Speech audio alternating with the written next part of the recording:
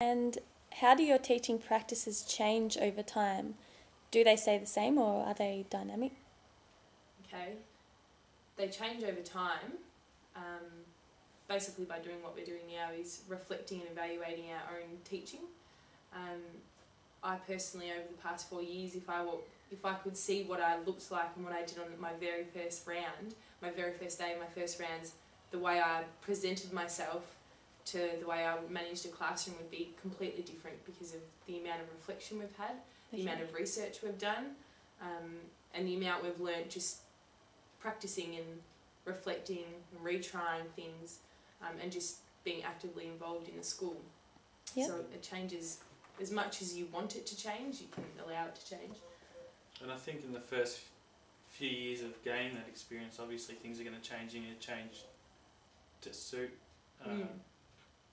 whatever environment you're in, but also, I guess, I don't know, you just change as you learn more things and see new ways and develop yourself as a teacher. And I think that from what I've seen, perhaps might slow down a bit once you begin teaching. Maybe the first few years are the same with a lot of change and a lot of development, but then I guess looking around, a lot of teachers tend to slow down on that and don't perhaps continue to change their teaching styles. Yeah, they get comfortable get set with in their them. ways after. Yeah.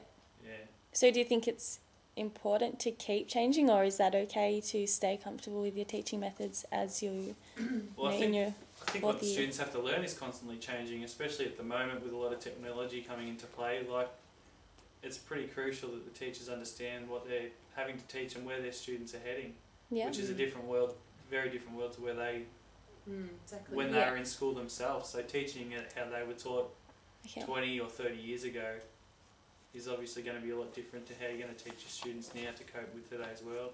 Yep. Alright, and how much do you reflect on and alter your methods and why? Alright, so quite similar to the last question. I will find myself reflecting all of the time. It doesn't matter when. When I'm planning, I'll reflect on my last lesson and what went right or what went wrong or what I could have done better. So it's a constant thing. I'm always... I think at the moment, still being in university or coming towards the end of university, over the last couple of years, we've been encouraged to reflect a lot on our teaching practices, and it's been built into a lot of the assessments that we've had to complete ourselves. So originally I would have reflected to fulfill those assessment requirements, but now I think it's much more for myself and my own development, because I realise how crucial it is to reflect. Okay. And it certainly changes the way you approach lessons or teaching that you're going to be doing after you've kind of thought about how things ran. So I know that if you teach something and it doesn't work, and you think about it and reflect on it and work out why it's not working, then you try and make that better for the next session or the next time you're in a classroom, and build on your failures, I guess, as well as your successes. Yep. Okay. What has influenced your teaching and how? I think a lot of my teaching's been influenced by the teachers that I've had and the ones that I've enjoyed the most, and I try to emulate them, I guess, a bit in my own teaching. And also the things that I've learned at uni, and just kind of putting some of those theories into practice and trying them out and seeing how they work for me. They've probably been my biggest influences. Okay. Okay. It's probably exactly the same. Yeah. Okay. And how have your beliefs, education and experiences contributed to your teaching methodologies? I think that my teaching, I want it to be accessible for all students, even the ones that maybe struggle with some aspects of schooling.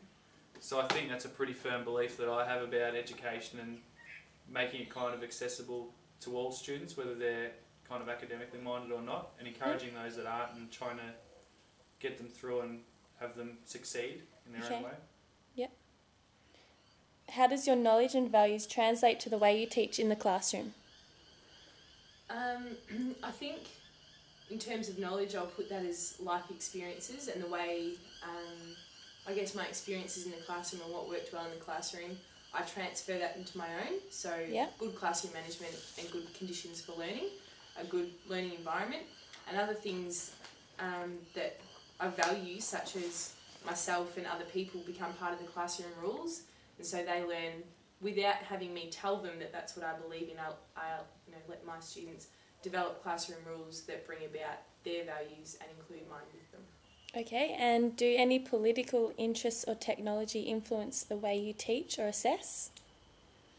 I think technology is certainly something that needs to be strongly thought about in the way that we deliver curriculum these days, and I think the more that it's integrated into every subject area, the better. Yep. So that's certainly an influence on the way I teach and my ideals about teaching and what should be happening in classrooms. Yeah. Okay. Absolutely, I agree. I think coming in as a new teacher and having done so much with computers, it's quite difficult to come in and have a mentor teacher that doesn't use them, and you're constantly questioning why, and it makes everything so realistic when you realise that they've only got one computer per 60 children that maybe sometimes doesn't even work. Yep. How have the learning, teaching and assessment strategies changed since you were a student? Has anything changed while you have been teaching? Okay, I think most of this would come from the change of assessment. As far as I'm aware, well, definitely through the time that I've been learning at uni, they started with the CSF assessment, and now we have the Victorian Essential Learning Standard. So over 4 years we've already changed, and it's quite strict. I know that a new thing I learned today is that we have to report on all students for literacy and numeracy, and it's about a 40-minute interview for both at the end of the year. So things like that are changing how we teach and what we teach, because we need to be quite direct. We need to get them to a specific point, a certain level by a certain stage in the year. Whereas way back, I don't know how far you want to go, but 20 years ago there definitely wouldn't have been such strict guidelines for getting students to a certain level by a certain time, and having to report on it. So those things change the way you teach. Okay. Yeah. All right. Thanks, guys. That's okay.